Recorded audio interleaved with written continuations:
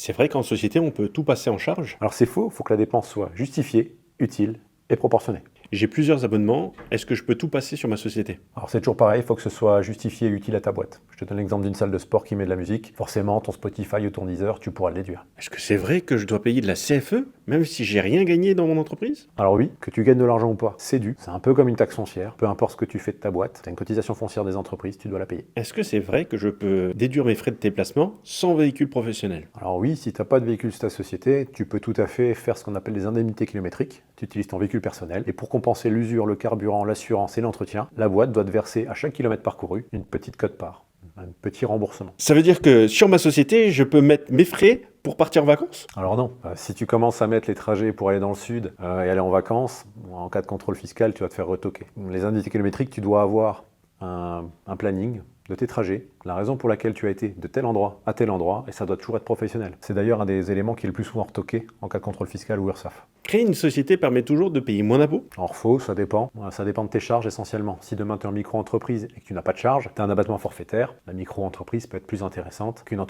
société.